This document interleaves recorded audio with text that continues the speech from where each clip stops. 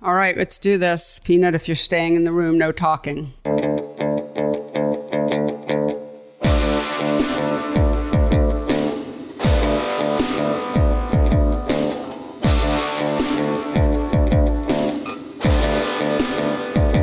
Hello, and welcome to the PhotoWork podcast, the talky and touchy-feely version of my book, PhotoWork, 40 Photographers on Process and Practice. Hello, everyone. I'm Sasha Wolf, as usual, and recording from the home base in Woodstock, New York, the home base on wheels. And I am joined, as usual, by my friend and producer, the one and only Michael Chauvin Dalton. Hello, Michael. Hi. Yeah, we got to keep that home base on wheels in case we need a fast getaway. Yes. Well, there would be nothing fast about getting away. First of all, you'd need a serious tow truck. It would kind of give it away. Yeah. When the guy was delivering it, and he was in this huge tow truck, and he was coming up the mountain, I'm on top of the mountain. He was going at like 5 miles an hour, and it really looked like he was going to start going backwards at any moment. So, yep, it was stressful. I was guiding him, and I'm looking in my rearview mirror, and I'm just like, uh-oh, what happens? So no future Breaking Bad mobile lab going on here. Well, now that you mention it. I'm leaving all options open if this photo thing doesn't work out. That's right. So, hi, and we're going to be trying now speed things up. I'll talk really fast. That's right. This was supposed to be a short intro. Yeah, but we're incapable of that, first of all. But we have a great episode with David Benjamin Sherry, and this is one of my favorite episodes. I loved talking to David. There's something about him that's just, I actually was joking with you the other day that he needs his own podcast because he has a great voice. And oh, good voice. Yeah. Yes. Good radio voice. Yes. There's something about the tone of his voice, the things he says, obviously, and the way he says them that I just found really so engaging. It didn't even matter what he was talking about, but he's a really interesting and intelligent and very sensitive person. And I think it made for a really wonderful episode. Yeah, it's a very personal episode, and I loved listening to the way David talks about his practice. We talk about process and practice a lot on the show, obviously, and there's just something about the way he goes about making his work that I just sound so beautiful. Yeah, well, he's a very, very process-oriented person. And then the way he brings his own sort of life story into the work and the politics of his life. And yeah, anyway, it was really interesting. Yeah, absolutely. And I don't want to give anything away, but David in particular was talking about American monuments. And I think I was just knocked off my feet when I was hearing about how that work came into being. Yes, that was really interesting, among many other things. All right, well, the episode is long, so we'll keep it short. If you don't mind, Michael, please take it away. My pleasure, and here is your conversation with David Benjamin Sherry.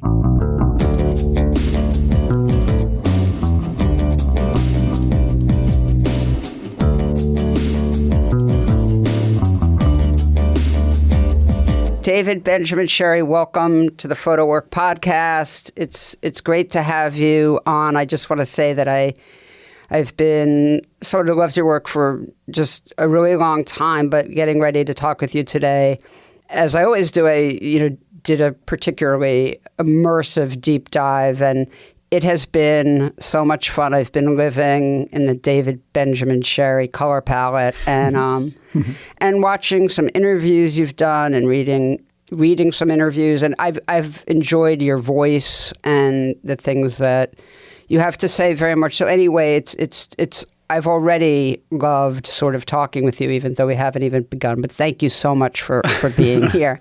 It's really my pleasure, Sasha. I can't thank you enough for inviting me to chat with you and to be on my first podcast. All right, a virgin. I've never done this before. Okay. Yeah, so, well, we'll be gentle. I'm very excited. Okay, good. Well, let's begin as we always do, or just tell the listeners about yourself and where you come from and where you are now and what that journey has been. Yeah, so I was born in 1981 in Long Island and in Stony Brook, New York. And actually, I was the youngest of four. My mom was stay-at-home mom, and my dad was running a trucking business that was in the family.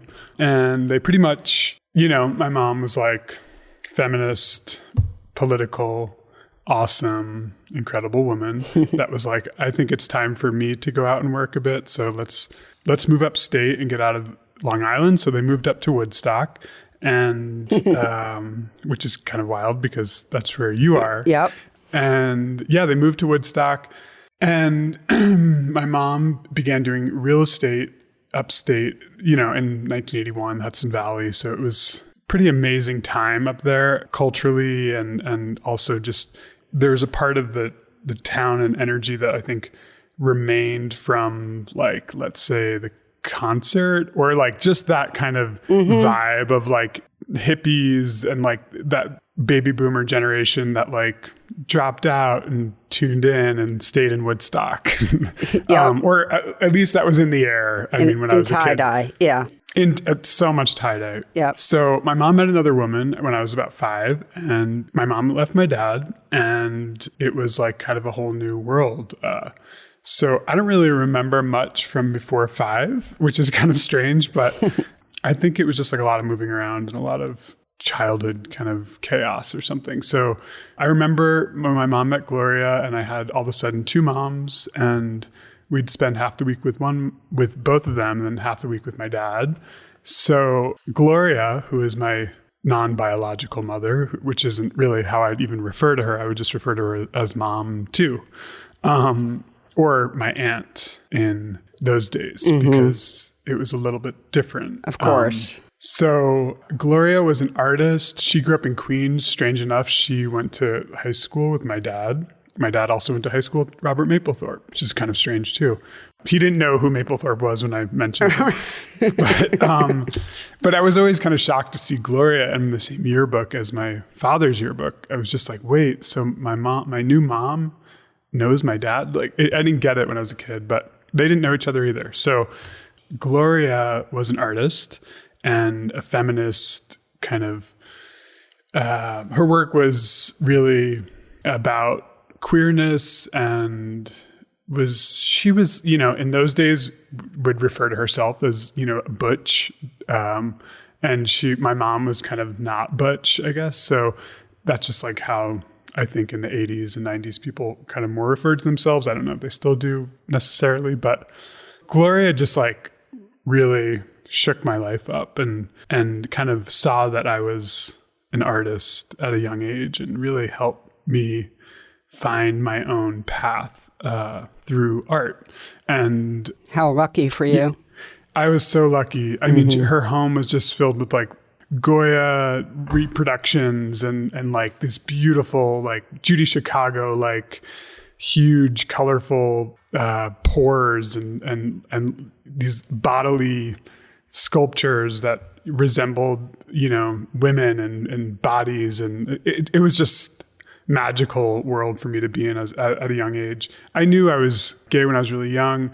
I didn't really understand what that meant because most of my mom's friends, they quickly were kind of immersed in this upstate New York queer community. Like they were like best friends with like the B-52s, and like sold, Keith from the Bees his house, and like right.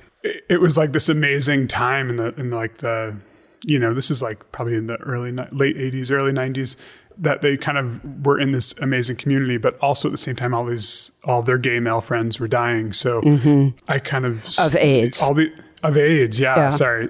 So that kind of really shook me up as a kid, and I didn't really understand like, oh, if you're gay, then you die. Like I had this kind of naive, terrifying understanding of what being queer meant. And I couldn't really understand that it definitely was, I think, traumatic for me as a kid, because not only that, like because of the culture at the time, like gay families weren't really, I mean, I'm sure they were around, but they weren't something that we knew anybody else, you know? So I learned about the closet from my mom's, you know, like our little home was like this safety nest of where we could all be ourselves. But outside of that, I felt very isolated and didn't really have a community until many years later. I just gave you a long, that's okay. It was interesting. Childhood kind of journey. But I went to Kingston High School.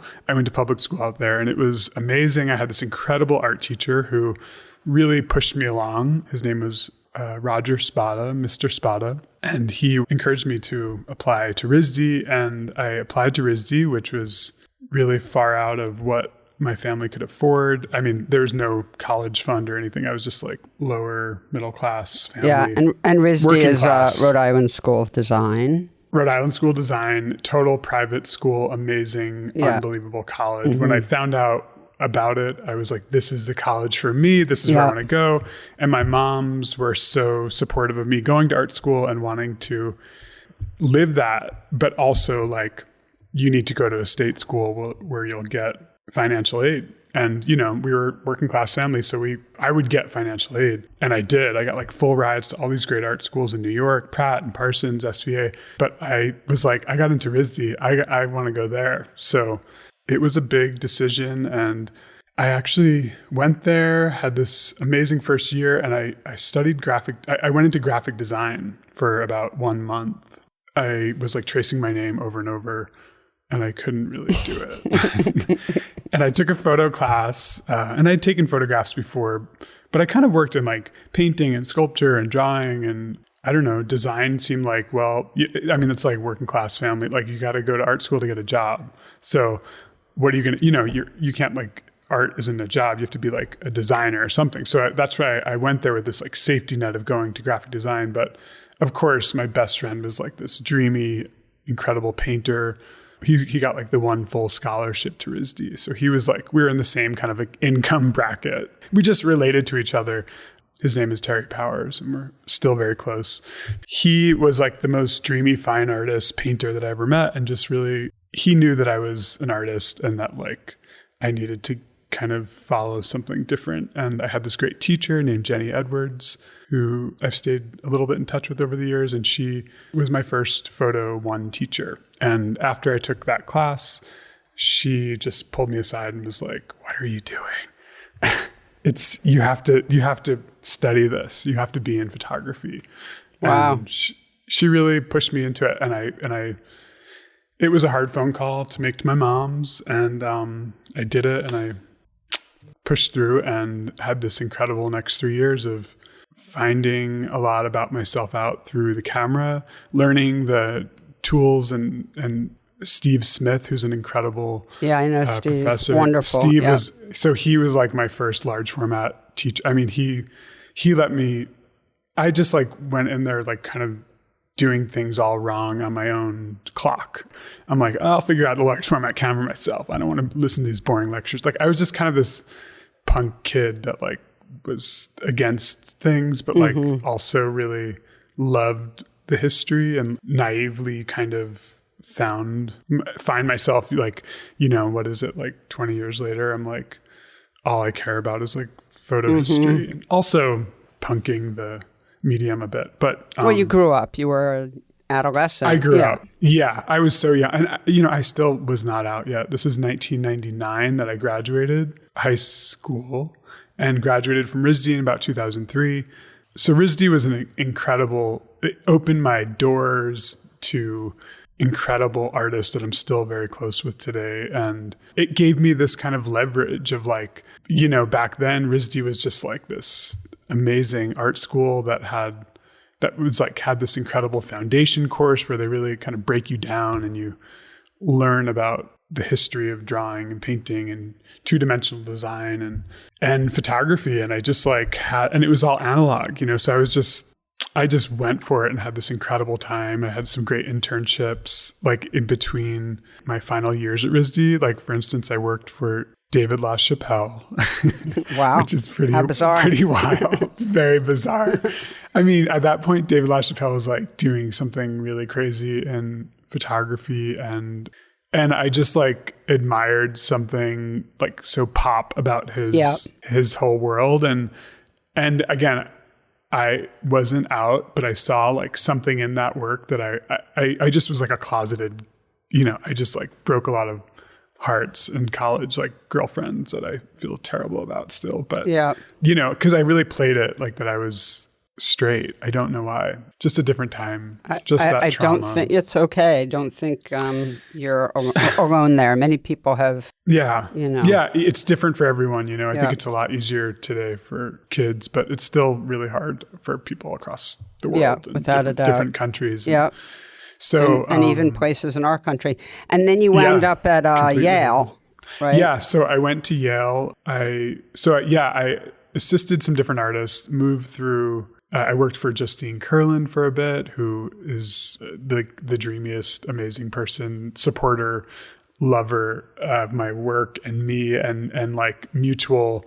She was just like this friend at this time in my life and she was very encouraging of me to apply to Yale. I was like hustling my couple years out of RISD in New York, and I just like did a lot of stuff. I was kind of like constantly working, waiting tables, assisting photographers, trying to find my way into something in New York, and also bringing a box of photographs around Chelsea, which people don't do anymore. No.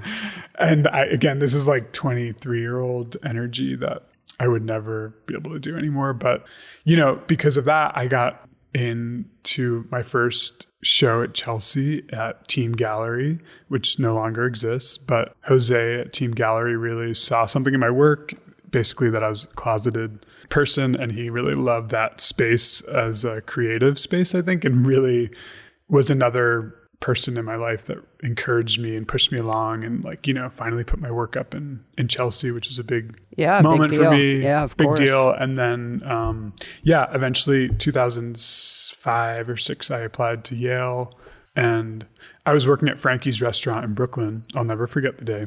And in Carroll Gardens? In Carroll Gardens. Yeah. I was like one of their first waiters. Thank you very much. And it was a cool place to work, but also like I kind of lied to get the job. I was like, yeah, I have waiting experience, but I like totally didn't. But it was great. I met all these, Taryn Simon, who I worked for a bit, would come in, and like the whole Schnabel family, like all these. It was very New hard, York. Yeah. Very New York, and very hard to work and serve all these people. But also like I would never take those years away for anything. I learned so much about the world through that. And I still think about it every day. Like I really enjoyed that kind of work. And I remember it was like the restaurant was closed because Hillary Clinton was having some type of like benefit lunch at Frankie's outside, and I was working it. And my mom like called the restaurant and was like, David, we just got a letter from Yale. And can I open it for you? Strangely, it was sent to my mom's home address in Woodstock, not to me in New York, because I don't know, I was probably paranoid about mail in New York. So my mom opened the letter, I got into Yale, and I was like so elated and so excited, and just like dreams manifested. And that was the only grad school I applied to. At that time, 2006 and 2007, it was just like the Yale girls, like there was like this entire amazing energy around that program that I wanted to be at. Philip Lorca de Corsia, Gregory Crutzen, just like there's like this entire faculty. Yep. Faculty, Todd Papageorge, like it was just this amazing time there. And I got in, and I told Hillary Clinton. Oh my God, that's awesome. Which I never will forget. Like I was like, it's so nice to meet you, Hillary. I just found out I got into Yale. She was like, and she was like, congratulations, that's wonderful. I'm like, thank you so much. I'm like, it's the art school, it's not really Yale, but yeah, it's still Yale. So yeah, I went to Yale, and it was wild 2 years that I don't remember much about. It was all kind of a blur, but I came out in my first crit.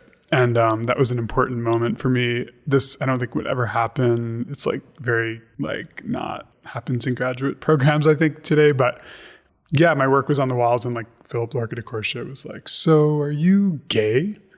Are you like ambivalent to being gay? And I kind of just like sat there for a moment and was like, yeah, I'm gay.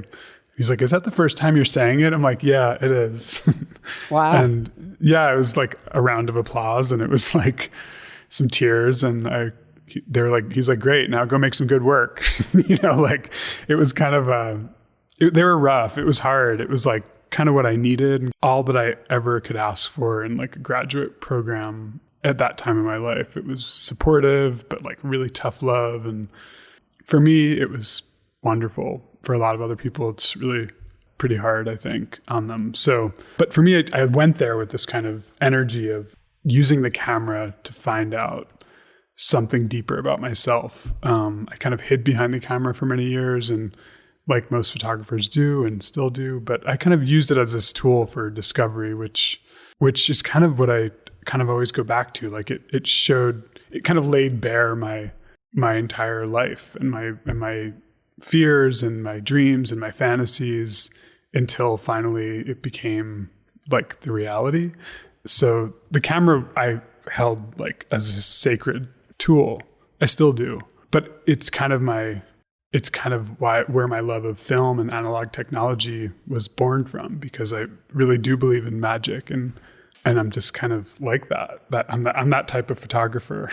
It's powerful. Yes, it is. I agree. Did you do your first big body of work, Birth and Futureverse, at Yale? Yeah. So I started my first big body of work, Birth and Futureverse, pretty much, I think, towards the end of my second year. It was considered my thesis, but it was kind of a culmination of 2 years, but really mostly the second year of my program there. I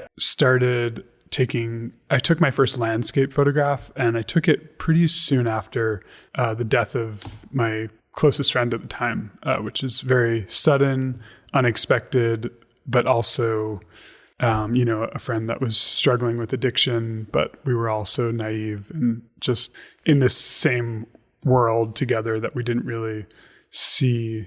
It's that young New York downtown energy that kind of she grew up there. My friend who had passed away, Lily, she was, there's a handful of friends. When I left New York, I was kind of, to rewind a little bit, I was around this group of downtown New York artists, and it was pretty wild time in New York, and a lot of drugs and a lot of partying and a lot of like bad boy art, a lot of straight white guys running the scene, but also like Ryan McGinley, who was, a really close friend in my life at that time. And we all kind of hung around each other, and Dash Snow and all these people that were really nice and warm. And for me, like as in this new community in New York. So I was kind of embraced by them, but also I left to go to grad school. So I kind of escaped that whole kind of scene. And I'm very grateful I did, because I think my life changed for the better. And when I got to Yale, I just stayed in close touch with a lot of those friends, though, and I'd go back to New York a lot, close proximity, New Haven to New York. But Lily was deeply kind of entrenched in that world, and it was shocking and really devastating for me. Lily helped me come out in many ways, and I lost her overnight. She was like, come stay the night with me. I was like, I have to work on my thesis. I can't leave grad school. I have to finish this. And she overdosed. I found out and was really devastated. It's devastating, yeah. And I mean, just to lose somebody at that age and that time in your life when you're undergoing a lot, it was hard. So, but it also literally sent me within days. My moms were like, what can we do to make you feel better? I was like, I don't know. I think I just need to like go out west, like go do something alone outdoors. Like I feel so terrible here. So they helped me with one of their credit cards to buy a ticket and head out to California and rent a car and drive all the way up the West Coast. And I took my first landscapes out there. And it was all, again, using the camera as this kind of means to find something really deep in myself, but also like this whole understanding of birth and death and life in nature started to really unfold and manifest itself in me. Well, it's interesting because we haven't really talked about what your type of work you're known for or whatnot, but I'll just say that you sort of burst on the scene with these incredibly colorful, this extraordinary color palette. Most of your pictures are monochromatic, but in these incredible colors where you alter the color of the landscape. It's what you're probably most known for. And there's, I was thinking, and now I'm thinking about this in relation to the loss of your very close friend and that anguish. I was thinking about how, when I was doing some background on you, and I had read about, how the AIDS crisis affected you, losing all these young men who were probably in the prime of their lives, friends of your mom's and in the community, and knowing you were gay and putting those things together, and how traumatizing and just confusing that must have been. But you make such ecstatic work. I mean, the work is just so ecstatic and so joyful in so many ways, even when it's about ecological destruction, which I know a lot of the work is about, but it still maintains this incredible ecstasy. And then I was just thinking about, your friend, and you go and you start, again, it's just an interesting, because of course some people would respond to these things by making very dour work, but you seem to have, you're pushing back against that with this incredible vibrancy and this incredible life, the life force of color, which is really sort of extraordinary. I mean, I don't know if, I'm sure you've thought about that, but just... Yeah, I mean, it's always helpful to hear someone else say it, because it's totally true, though. It's really, I think that because of a lot of that darkness that I experienced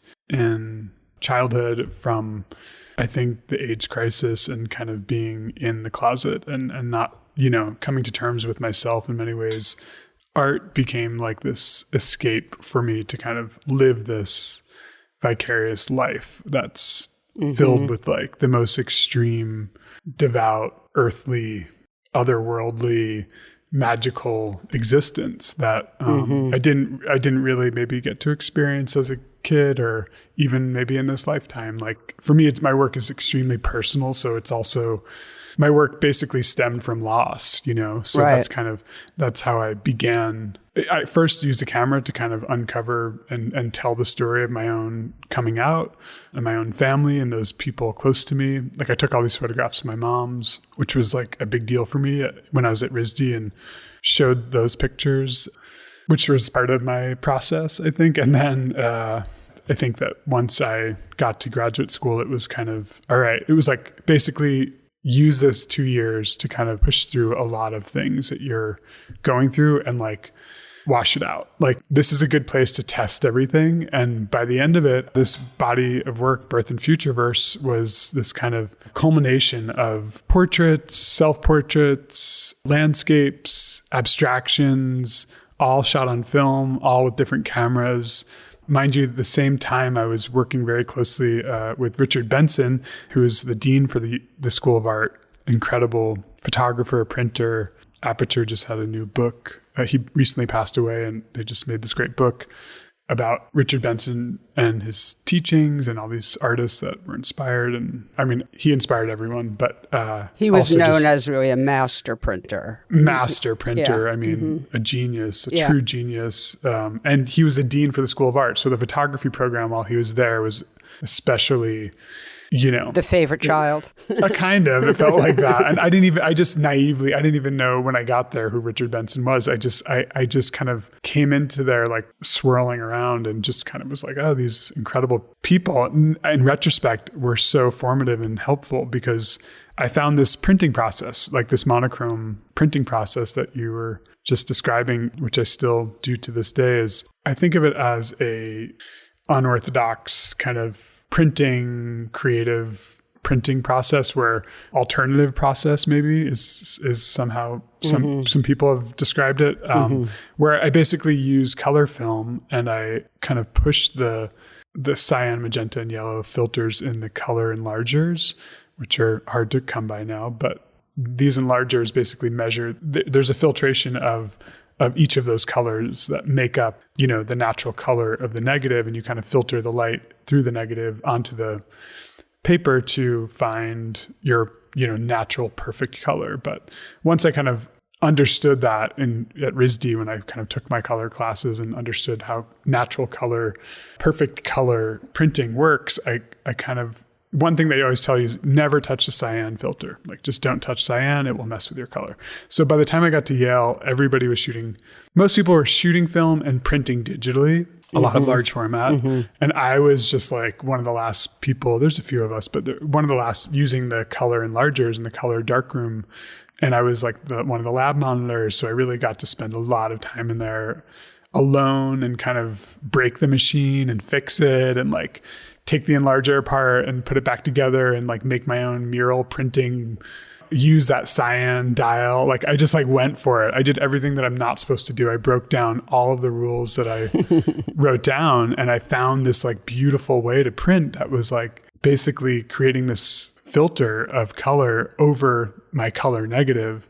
I tried it in black and white. It didn't work. It felt like it was very washed out. And I felt like using the color film actually captures all these different levels of color, and using the filters, I can kind of push it to this extreme before the negative actually breaks down. Because if you push it over the top, then all of your shadows become muddy and all this, you know, very technical stuff. But it just, everything kind of can start becoming this not vibrant, saturated, monochrome color. So I found this sweet spot of where I can find a tonal range within one color. Sometimes there's another color that comes through. Like if you have a really blue sky, you can't really change that blue. And if the landscape is kind of greenish, so I push that to like a chromatic extreme and find this new space to look at photographs in. So I started doing that, and I kind of took off with that. And the color became like, kind of captured all this magic and spirituality and energy that I was trying to record on film, but kind of lost when I took the picture. If that makes sense. It's like, you know, if you're standing in front of something really beautiful and grand as like a massive mountain face, and you take a photograph of it, it's like nothing compares to being in front of that mountain, like at sunrise with no one around and alone with your thoughts. And that whole kind of energy put into taking that photograph. And in many ways I was like, well, how can I relive that through and share that with people through the experience of looking at a photograph? So I started making them really big and changing their color, which to me kind of felt like actually finding their color, like not really, like I was like, this color already exists, and this is what this mountain face wants its color to be in today. It felt like drag, it felt like performance, it felt like opera, it felt like very dramatic and over the top, making these really large scale, really vibrant, really colorful photographs. And I think I kind of took off with that and never really stopped. You know, one thing that's really obvious about you that I love is that you're really a maker. I mean, there are photographers who, you know, are very invested in the, you know, output, but less invested in the process. But you are a true maker. I mean, I love hearing you talk now, and I've loved reading about your process because it's clear how much joy you derive from it. And I just think, God, David's so lucky because he's in love with the whole thing, like from beginning to end. He's having this sort of love affair, and that's just really incredible. And you know, we should all be jealous of that because, God, how unusual that is. It is unusual, huh? I think there's something like Ansel Adams said about the negative is the score and the print is the performance. And it's something I think about. Yeah, I think about it all the time because it's also like a lot of what Adams was doing, I've like mined over this process, this, you know, his zone system, his entire devotion to the negative and the camera and the print and the landscape and how he approached it and did something like revolutionary. You know, like I felt like I understood something really deep about what he was talking about, you know, and I wanted to like, I think in my own life and how I found myself taking landscape photographs years later, I think about this idea as the print is the performance. And it was like, I feel so much at times like a performance artist. Like I feel like and it's a lot of it goes unseen, where it's like I'm out doing this thing across the West and finding these places and sleeping in my truck and, you know, loading my film at these campgrounds and all these things that I just didn't imagine that I would be doing, but I kind of fell into it naively in a strange way, you know, like my friend Lily had passed away. I went out to go take landscape pictures, and really the landscape pictures are when I started making this monochrome printing process, and these landscapes really started to come to life, you know, in this other way that any other work I was doing felt like it was maybe too self-involved, like, or too, as I've gotten older and as the environment we're living through an ecological disaster. What I can do as an artist, what I'm meant to do is to be out here in the Southwest where climate change is happening way more rapidly than other places, and kind of be this communicator and deliver something deeper about the earth and what's happening. But to get there, you know, it only happened because I was really, I guess I have to kind of rewind, because you know, the first landscapes I took, yes, were in graduate school, but then I kind of went through all these years of kind of trying to figure out how to make that work while living in New York, which felt fake. Yeah. Like it felt like, I'm like, well, I guess I can fly to the desert and rent a car and drive and go take my pictures. So I would do that. I did that for years. And then I just felt like, you know, all these great Western landscape artists, they lived in it. Like they breathed it. They woke up to it. They literally became one with the thing. Like Ansel, and I know you love Georgia O'Keeffe, and yeah, and Weston was an influence, I think, and Minor White, yeah. And Dorothea Lange. Like I love all these photographers that were the Westerners working. Yeah, the Westerners, and you know, all the problems that come up with their work too. I think I've gotten to like understand even deeper living out here, you know, like, but that really did motivate me to kind of become one with my work, to really, because I felt like ultimately that's how their work became so powerful. Well, I just want to underline that for a second, because I think there's like a theme running through this conversation, which is your absolute dedication to every part of the process. And I think that that's really important. You know, nothing's sort of phoned in or half-assed. It's like, you know, you're so dedicated to every single aspect, soup to nuts, and it really shows in the work, which is so thoughtful and, you know, so rigorous. And so I think that that's a really important lesson. Yeah, I think it's this kind of working class, blue collar thing kind of also that like was ingrained in me as a kid, you know, like which I'm very grateful for. I do feel like it's like that mixed with some really strange occurrences throughout my childhood, throughout my 20s, throughout my 30s, I'm 41 now, being outside and having some really deep emotional, spiritual connections to the land that are hard for me really to describe and explain, but they come through with the work. And I think that that's kind of, as I get closer to it, as I devote myself 100% to doing it and living it and breathing it and sleeping outside and carrying this really, I use an 8x10 film camera. So it's, you know, I broke my back over it. Right. Yeah, I've physically exhausted my body from it.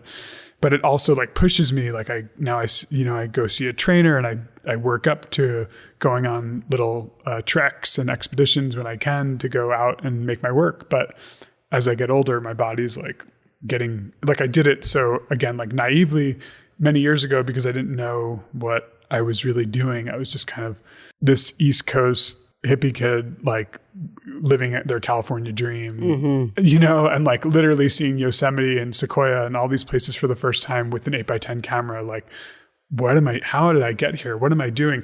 And then I started to kind of understand the history. So I left New York in 2012, moved to LA after I had my first big show in New York, which was many years in the making. It was called Astral Desert, where I kind of took all these large format photographs of terrain in the West, mostly in Utah and New Mexico, and mural printed them really large scale and used this vibrant color to kind of wash over each picture. So made them larger than life, had this amazing exhibition that was just like a dream come true. And my whole family came and felt like really the beginning of something deep with the earth for me. So I was ready to leave New York and go kind of get closer to the work and not have to take an airplane to go take my pictures. And lived in LA for about 10 years, which was pretty wild time to be there. It was kind of like 2012 was kind of like this, there's a little exodus from New York, it felt like, and that kind of continued on for a bunch of years. But I was there during a good time and a lot of, I don't know, I had a really exciting few years in California and just would get in the car and drive all the way up north. Like I just got to explore the state and live all over in those incredible national parks and state parks, and really got to understand how to use the 8x10 camera in that time.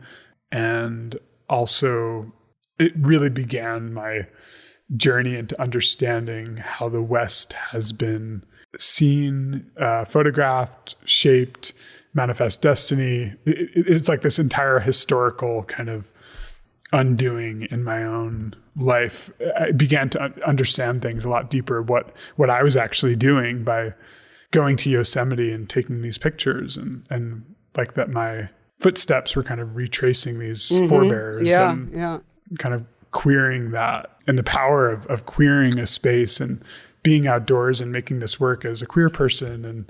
And it all kind of came full circle, like I began to talk about it and to understand what I was doing. And it became kind of strangely in this little genre of landscape, historical Western landscape photography, large format. It's kind of niche, but it also is definitive of a lot of our history in photography, American history. So absolutely, it became this place where I could really start talking about it because I kind of understood something deep about it, but also understood the issues with the West. And I'm still learning and uncovering what all that means and what I'm doing, but that's part of the beauty of the journey and figuring out as you do it. Oh yeah, of course. Let me ask you something. I'm just dying to get the answer to this.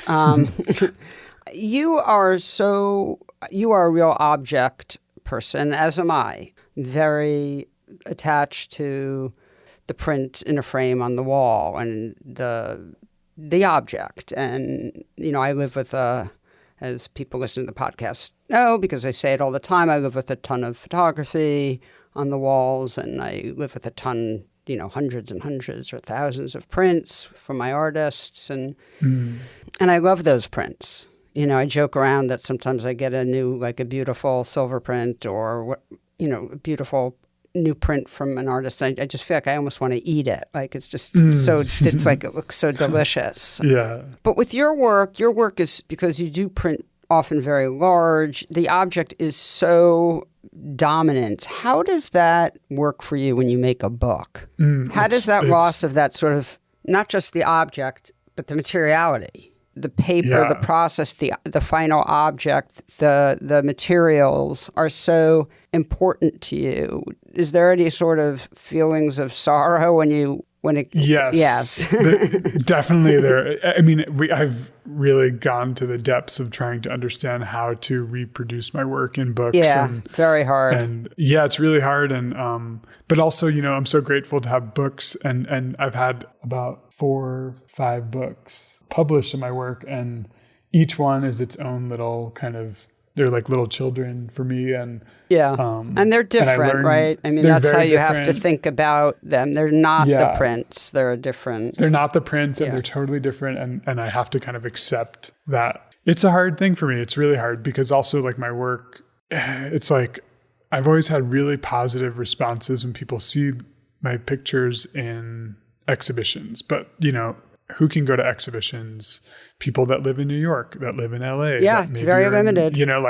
And like who has the time to go to an art show? Who has it? Yeah. So it's like I kind of had to like let go of that a couple of years ago and just like live with like, well, if people want to find my work, they can maybe get a book if they can afford the book. Yeah. If they can't, they can look online. And if they can look online, they kind of glow at least with the screen behind it. I just have to accept that. Yeah, you do. I mean, at the end of the day, the book reigns supreme for all of the reasons you just said. Because the thing is, and I talk to my artists about this all the time, it's like, you're aching for an exhibition, and I understand that, but an exhibition is a 6-week generally, unless it's in a museum, but happening, and very, very few people see it. And not the case with the book. Books travel everywhere. It's really exciting, but it's intimate. It's so intimate. I'm such a huge proponent and lover of the photo book, but yet I definitely was thinking about this with you because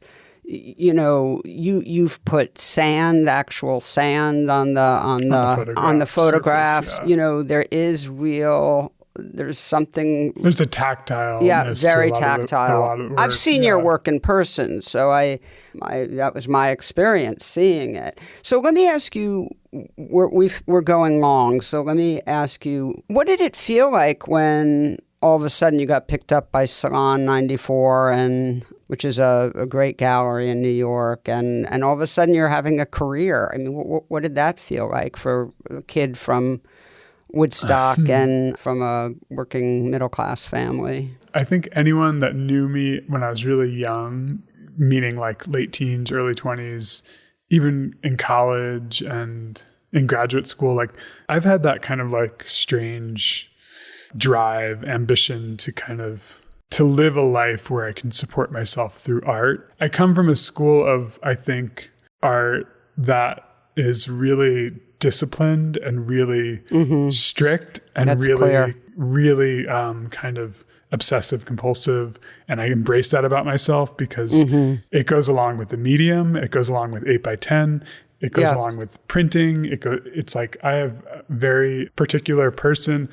And it's funny growing up like the way I did in this kind of free form childhood that's super open and around kind of hippie culture in the 80s and 90s.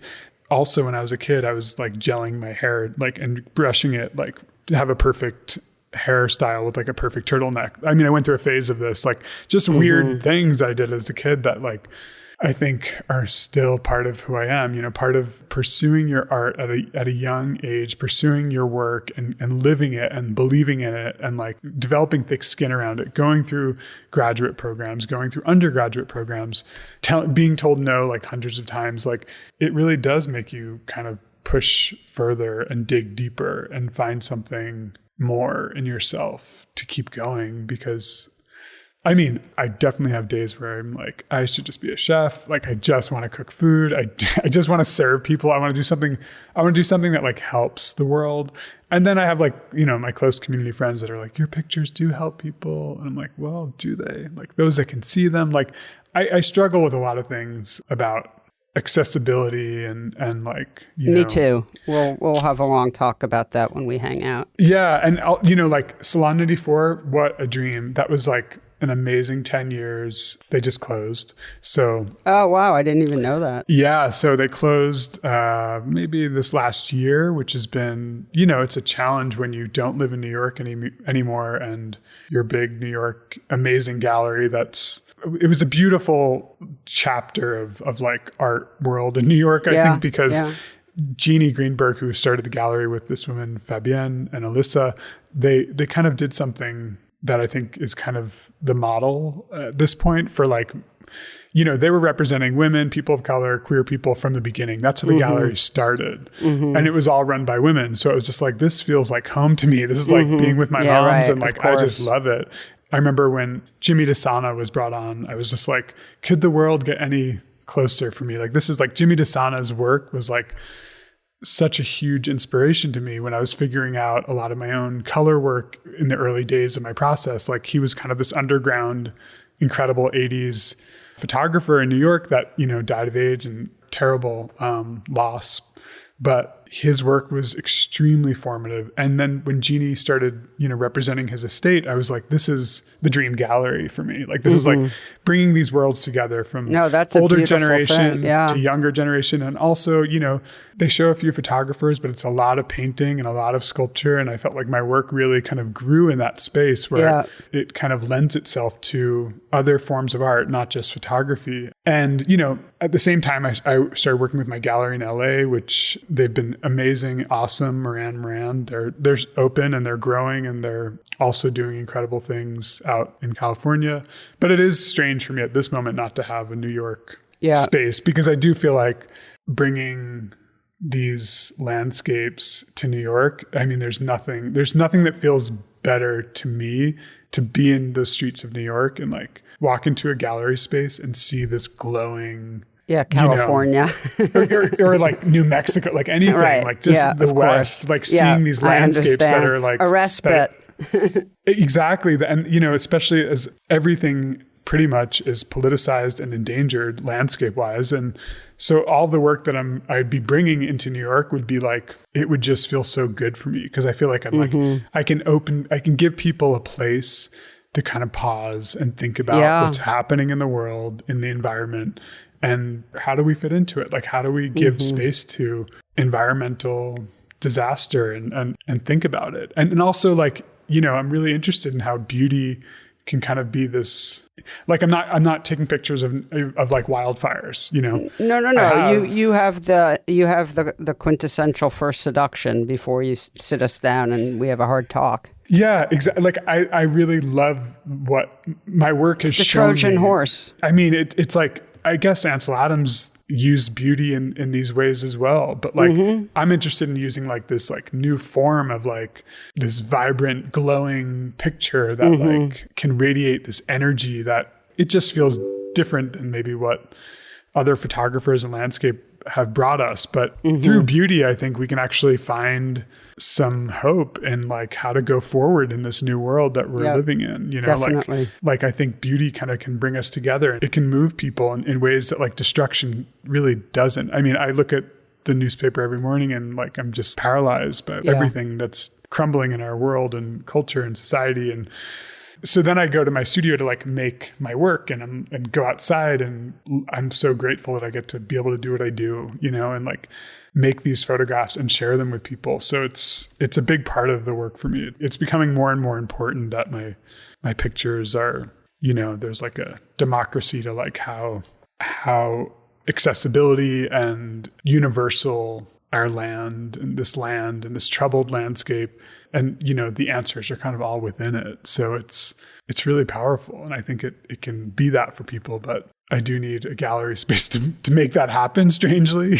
I don't always, like, I think it's just like what I've leaned on for years to have that space. I don't think you do. I think you're doing it in many different ways. But on that note, I'm going to say until part 2. Okay. I love that. David, thank you so much for talking with me today. I've loved every minute of it. Oh, me too. It's been really my pleasure. And thanks for listening. And, I feel like my whole life story is kind of now on a podcast, which is it's personal. I don't know if that's what you knew you were getting into, but it's like... It's perfect. But it's like that's the personal, the podcast. It's like personal is the political. That's just the life I live. Well, I'm happiest having these types of conversations. So you've made me happy, and I'm pretty sure the listeners feel the same way, because that's what they say when they write to me. So that's good to hear. Yeah, all good. So thank you so much. Until next time. Thank you, Sasha. I appreciate it. Okay. Bye, David. All right. Be well. Take care. You too. Thank you.